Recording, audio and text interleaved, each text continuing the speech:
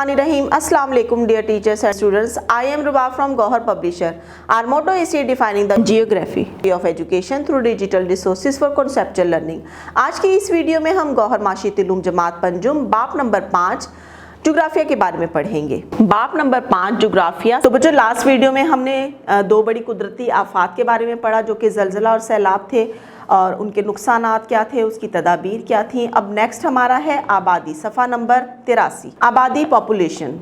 आबादी का मतलब है किसी शहर, मुल्क या दुनिया में बसने वाले लोगों की तादाद के इदारा शुमारियात के मुताबिक 2017 में पाकिस्तान की आबादी 20,76,84,626 थी। आबादी में कमी बेशी का दारोमदार किसी मुल्क या दुनिया की आबादी में इजाफे की शरह पर होता है। आबादी में इजाफे की शरह, पॉपुलेशन ग्रोथ रेट।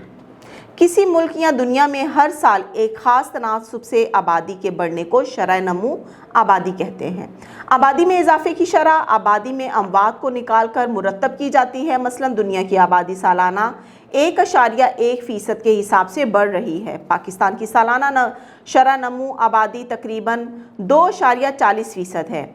एक अंदाजे के मुताबिक 2030 तक पाकिस्तान की आबादी 30 करोड़ 20 लाख हो जाएगी। गुंजानियत आबादी, पॉपुलेशन डेंसिटी। गुंजानियत आबादी से मुराद किसी इलाके की फ़ी मुरब्बा किलोमीटर पर स्क्वायर किलोमीटर जगह में रहने वाले औसत आबादी है।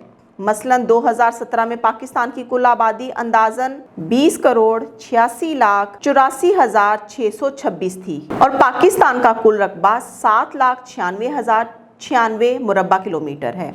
इस तरह एक फार्मूले के मुताबिक 2017 में पाकिस्तान की गुंजानियत आबादी अंदाज़न 260 अफराद फ़ी मुरब्बा किलोमीटर बनती थी। सफ़ा नंबर 84, गुंजानियत आबादी मालूम करने का फार्मूला। तो बच्चों यहाँ पर देखें फार्मूला दिया गया है जहाँ पर कुल आबादी बटा कुल रकबा, गुंजानियत आबादी फ़ी मुरब्बा किलोमीटर, ये तो इसका फार्मूला है। और ऊपर ये देखें हमारी टोटल आबादी दी गई है और बटे में कुल रकबा दिया गया है। तो बच्चों देखें फार्मूला मैंने आपको बताया, फार्मूले के मुताबिक जब हम लोग ऊपर कुल आबादी और बटे में कुल रकबा लिखेंगे तो उसके नतीजे में हमारे पास जो रकम आ रही है वो 259.6 जो कि पाकिस्तान की गुंजानियत आबादी फ़ी मुरब्बा किलोमीटर निकल आएगी। हुकूमत को औसत शरह नमू आबादी और गुंजानियत आबादी का इल्म अवाम की ज़िंदगी को कई अंदाज में बेहतर बनाने में मदद देता है। इसीलिए मुल्क में हर 10 साल बाद मरदमशुमारी करवाई जाती है ताकि अवाम की ज़रूरियात के मुताबिक मंसूबे बनाकर अवाम की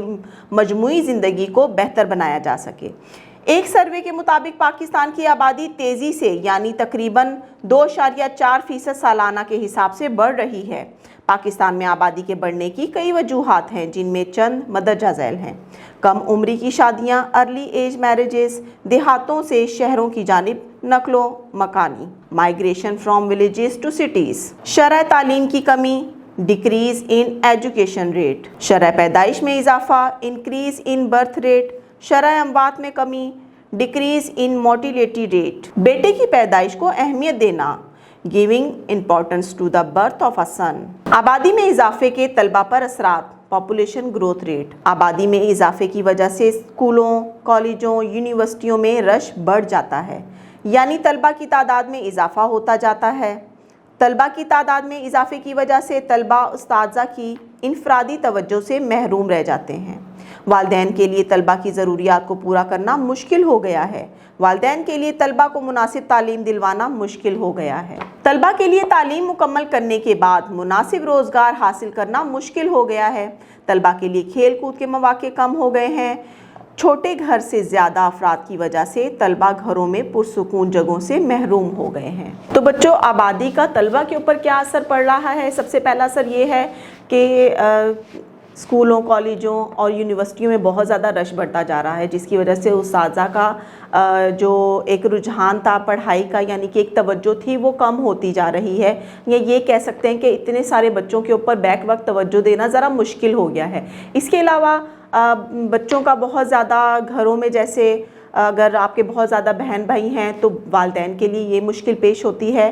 वालिदैन को ये मुश्किल पेश होती है कि उनका मुनासिब तालीम की तरफ मुनासिब उनको तालीम दिलवाना, اور ان کی ضروریات کا خیال رکھنا جو ہے وہ ان کے لیے تھوڑا سا مشکل ہو جاتا ہے۔